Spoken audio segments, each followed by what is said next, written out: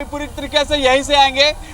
मल्लिकार्जुन खड़गे, PL Punia, TS Singhdeo, Charandas मान, भूपेश बघेल, सारे लोग यहीं से आएंगे। आप देख सकते हैं ग्रीन कलर का कारपेट बिछाया गया है। सारे जो नेता हैं उसकी अगुवाई के लिए आप देख सकते हैं तामदास साहू दिख रहे हैं, छाया वर्मा दिख रही है, उसके अलावा कांग्रेस के तमाम नेता जो है दिख रहे हैं। आप देख सकते हैं बस कुछ केवल 5 ये तस्वीर मैं रोकना चाह रहा हूं आपको। सीरीज ये तस्वीर भी हम दिख रहे हैं, यहाँ पर ताम्रध्वज साहू दिख रहे हैं। ये देखिए आपके कैसे भेजा गया। ये कांग्रेस की इस रणनीति पर वाकई आपको भी एक सोचने पर मजबूर कर दिया कि आपने एक नेता सुबह 8 बजे भेज दिया, आप जाइए तैयारियां कीजिए। दूसरा नेता आपने 9 बजे भेजा, आप जाइए कार्यकर्ताओं को देखिए, विधायकों को संभालिए। तीसरा नेता वो हमारे साथ आएगा। ताम्रध्वज साहू दिख रहे हैं तस्वीरों में, ये यहां इंतजार कर रहे हैं, वो वहां एयरपोर्ट लेने के लिए पहुंचे हैं। और तीसरे जो बड़े नेता हैं वो प्लेन में आ रहे हैं। अब इन तीनों में से संचय की स्थिति यह है कि जो इंतजार कर रहा है वो इंतजार ही करता रहेगा,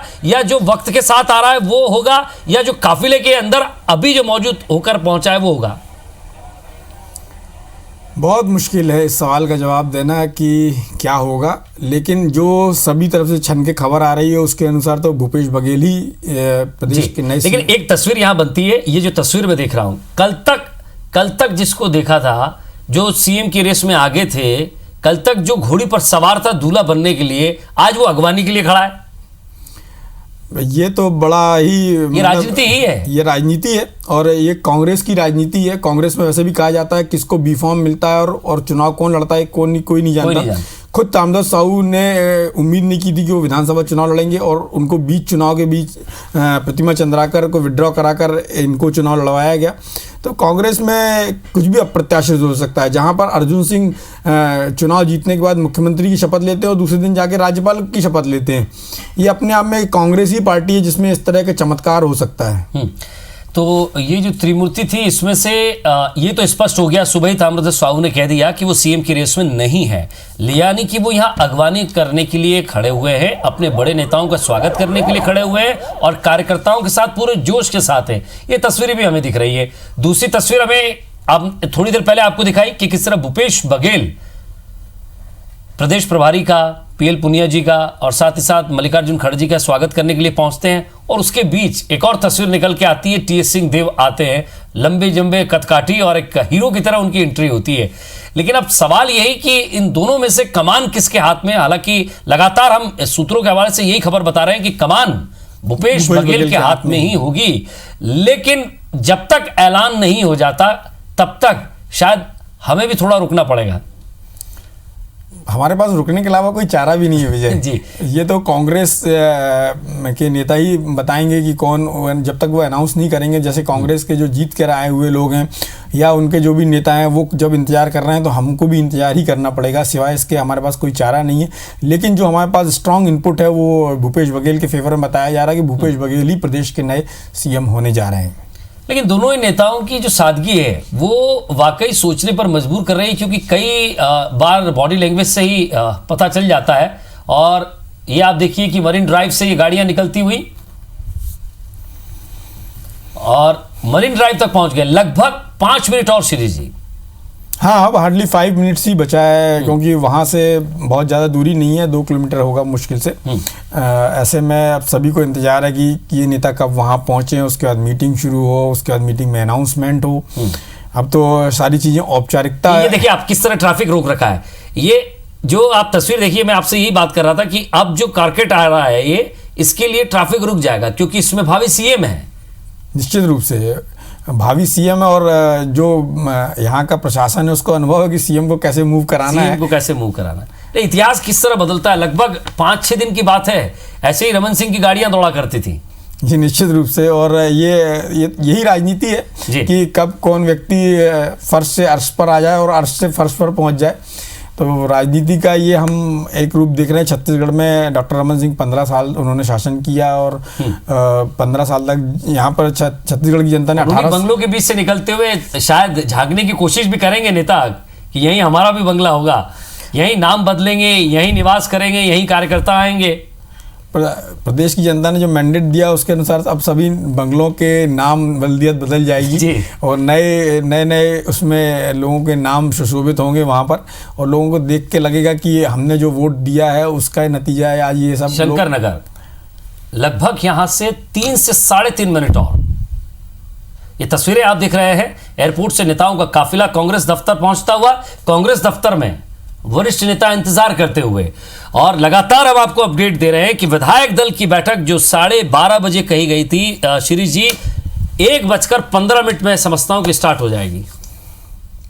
हाँ, कुछ बचा नहीं है, इनको पहुंचना है और उसके बाद बैठक शुरू होनी है जिसका सभी लोग इंतजार कर रहे हैं। और बैठक शुरू होगी उसके बाद जो भी आला कमान ने उसका एक ऑर्डर तय किया होगा किस क्रम में क्या चीजें सामने लाई जाएंगी और आखिरी में ही नाम का अनाउंसमेंट होगा, उसका भी सस्पेंस लास्ट तक बना के रखा जाएगा। और उसके बाद फिर जो भी सीएम का कैंडिडेट होगा, जिसका भी नाम डिक्लेयर होगा, उसको फिर पुलिस अपनी सुरक्षा में लेगी और बाकी नेताओं को भी एक अपनी कतार लगाकर कार्यकर्ता खड़े हुए हैं अपने अपने नेताओं का स्वागत करने के लिए, अपने नेता की एक झलक पाने के लिए, और राजीव भवन पहुंच चुके हैं और यहां से सीधे राजीव भवन के अंदर पहुंचेंगे। विधायक दल के नेता इंतजार कर रहे हैं,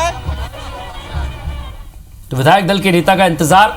तस्वीरें आप देख रहे हैं, यहां ताम्रध्वज साहू सुबह से ही अपनी कोटी पजामा जूता सब कुछ कस के यहां खड़े हुए हैं कि बड़े नेता आए, उनका स्वागत किया जाए। पहुंच गए। आप देख सकते हैं जिस तरीके से गतिविधियां आप तेज, हलचल तेज हो गई है और आप बस कुछ मिनटों में जो है मल्लिकार्जुन खड़गे जो पहुंच जाएंगे और पूरी तरीके से आप देखिए उनका कॉर्केट जो है पूरी तरीके से आ गया। इधर दिखाएंगे, ये आप देख सकते हैं हमारे सामने, जस्ट सामने जो गाड़ी एंट्री कर रही है मल्लिकार्जुन खड़गे, पीएल पुनिया, टीएस सिंहदेव, चरणदास मान सब एक ही गाड़ी में है। सबसे बड़ी बात जो है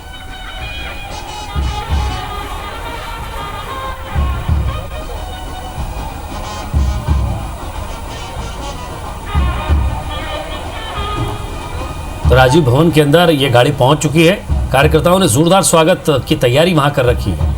और ये देख सकते हैं आप, हाँ दिखाएंगे, ये दिखाएंगे।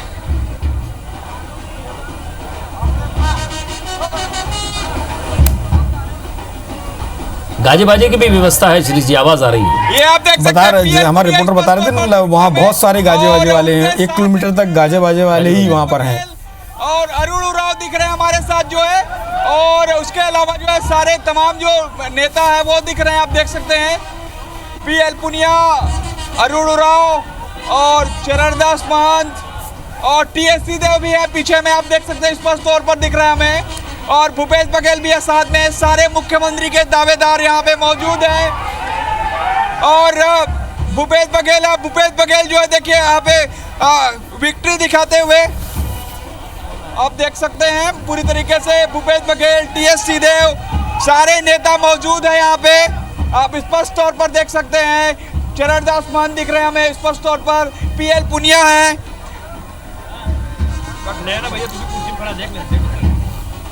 आप देख सकते हैं मल्लिकार्जुन खड़गे जी बस इंटर कर ही रहे हैं, उनका स्वागत कर रहे हैं ताम्रध्वज साहू और राजेंद्र तिवारी, टीएस सिंहदेव, सबसे पहली बार टीएस सिंहदेव दिख रहे हैं, देख सकते हैं भूपेश बघेल भी हैं। मल्लिकार्जुन खड़गे हाथ हिलाकर अपने कार्यकर्ताओं का स्वागत अभिवादन करते हुए आप देख सकते हैं। भूपेश बघेल हैं, सभी जो प्रसन्न मुद्रा में दिख रहे हैं। देवेंद्र यादव है, उसके अलावा जो है सारे लोग यहाँ पे पहुंचे हुए हैं।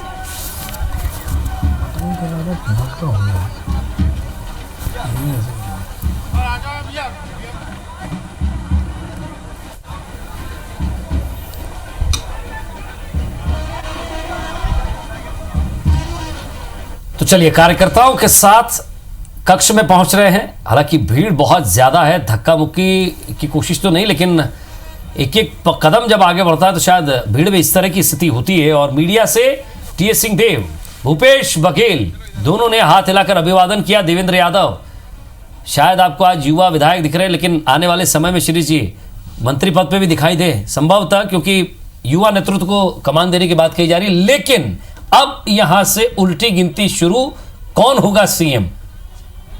बस उसका ही इंतजार है मंत्रिमंडल पर। फिर उसके बाद हमारी दूसरी कयास जो शुरू होगी मीडिया की और लोगों की कि कौन मंत्री बन रहा है, कौन विधानसभा अध्यक्ष बन रहा है, कौन नेता। पर यहाँ जो बॉडी लैंग्वेज नजर आई श्री जी, शायद यहाँ आकर जितना मेरा अनुभव है, शायद आप एक सीनियर होने के नाते मैं अपना अनुभव तो नहीं आपसे बिल्कुल कंपेयर कर सकता है, साझा कर सकता हूँ, लेकिन हाँ जितनी तस्वीर हमने देखी उससे थोड़ा अब शायद स्क्रिप्ट पलट सकती है।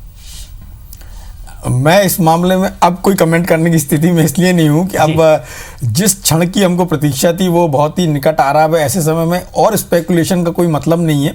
हमको इस मामले में थोड़ा सा वेट करने की ज़रूरत है कि क्या होता है, क्योंकि राहुल गांधी ने इतना सस्पेंस क्रिएट कर दिया है।